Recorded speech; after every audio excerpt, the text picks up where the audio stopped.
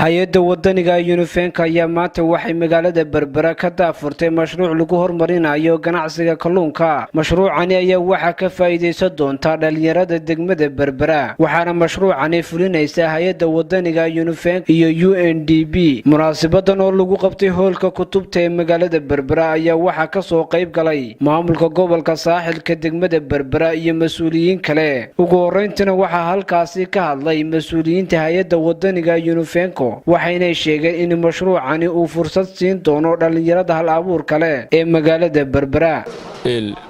barnaamijkan aynu maanta daahfurayna waxa weeyaan waa barnaamijka kobcinta ganacsiyada shaqo abuurka qaybta kalluumaysiga maadaama ay tahay magaaladana magaalada kalluunka oo waxa weeyaan aynu bad leenahay waxay dhiirigelinaysaa si aan uga faa'iideysan lahayn kobcinta iyo horumarinta dhinaca ganacsiyada kalluumaysiga.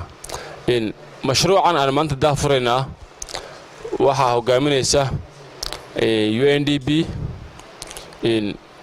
waxaana loogu talagalay barnaamijkan qaybteena Berbera 30 dhalinyaro ah oo laga soo xuli doono dhalinyarada magaalada.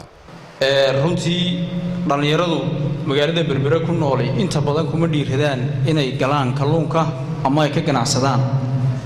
waxaana ogtihiin shaqada ugu badan ee maanta Berbera taala inay tahay kalluunka. waxa magaalada ku taala jaamacadii badda oo lagu barto xirfadii kalluunka. horta marka la yiraahdo maxay haytay waa khayraadkii badda ee dhulkeena oo wax soo saarkeeni waa waxaynu ku faani lahayn waxa karaatontan dibadda laga keenay inagu malihin laakiin kalluunka badeenu ka soo baxa. waxa iyaguna halkaasi ka hadlay suduwayaasha wasaaradaha shaqada iyo arrimaha bulshada deegaanka iyo ciyaaraha waxayna dhalinyarada kula dardaarmeen inay mashruucani ka faa'iideystaan. maanta midho dhal noqdo ayaanu idinka doonaynaa. waxa wada Somaliland Fair Vision way wada nidaamkan kalluunka horumarinta kalluunka way ka shaqaysaa fow way ka shaqaysaa meelo kale way ka shaqeeyaan haddana dhammaantood inta badan midho dhal ma noqdaan. marka waxaan rajaynaynaa inay UNIFENka noqoto tii guuleysata dhalinyartuna ay ku shaqo gasho. lagu shaqo gelinayo dhalinyaro gobolka saaxila oo tiradoodu ay tahay 30 dhalinyaro oo shaqo abuur lagu sameeyo qaybta kalluumaysiga iyo xirfadaha oo kala 15 inan iyo 15 hablood. qofka inaad barto inaad cilmi intuu iskuulka bilaabo uu ka baxo ma taqaana muddo dheer it takes time. waxaana laga yaabaa inaanu hadhow barbuskii aanu cilmiga u baranayni baa noqday qofka inuu shaqo iyo bariis ku helo. gudoomiyaha gobolka saaxil injineer Axmed Cismaan Timcade iyo xogayaha fulinta dawladda hoose ee degmada Berbera Cabdikariin Aadan Cade oo iyaguna halkaasi ka hadlay ayaa waxay hay-adda wadaniga UNIFENka ku bogaadiyeen mashaariicda ay ka fuliso magaalada Berbera. farxad weyn bay maanta inoo tahay dhammaanteen inaanu ka soo qayb galno daahfurkan mashruuca kor u qaadista tayada dhalinyarada ee gaar ahaan qaybta kalluumaysiga. inagu mashaariicda noocan oo kale ah way inoogu duwan yihiin mashaariicda kale. waxaynu ku naallaa wadnihii badda cas. waxaannu ka soo jeednaa magaalo ilbaxa oo kalluumaysataa runtii.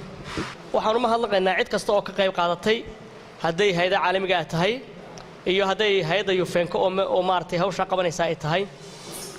UNIFENkana hortay baa halkan laga amaanay amaanta badan waxa ma tarto laakiin waan bogaadinaynaa runtii waan bogaadinaynaa shaqadii u hayso magaalada iyo gobolka guud ahaanba waana shaqo la wada ogyahay. wada shaqayn dhowna way naga dhaxaysaa weeyaan kalluunka inaynu cunno weeyaan inagu tusaale u noqono soo jeedintii ahayd inaynu samayno demonstration kalluumaysigaana runtii dawladda hoose way soo dhaweynaysaa. noqono taraynu maanta taaganahay UNIFENka barnaamijkan shaqo abuurka ama maalgashiga ee ay sameynayaan runtii aad baan u soo dhaweynaynaa. si cadaaladana way sameeyeen 30 iyo 30 dhalinyaraha bay isu keeneen. dumarka inaad u sii badisaan oo aad iyaga sii yara dheeraystaan 20 iyo 10 mala waayo iyagu qoyskiiba wixii la tagayaane ragga waxa laga yaabaa inay meelaha garaaba iyo wax laakiin iyagu qoyskii la tagayaano reerkii bay dib ugu noqonaysa. aad baan u soo dhaweynaa runtii. inta uu mashruucani socdo ayaa waxa dabagal ku sameyn doonta wasaaradda shaqada iyo arrimaha bulshada Somaliland. Cabdirasaaq Qaasin Jaamac, Telefishinka Somali News, magaalada Berbera.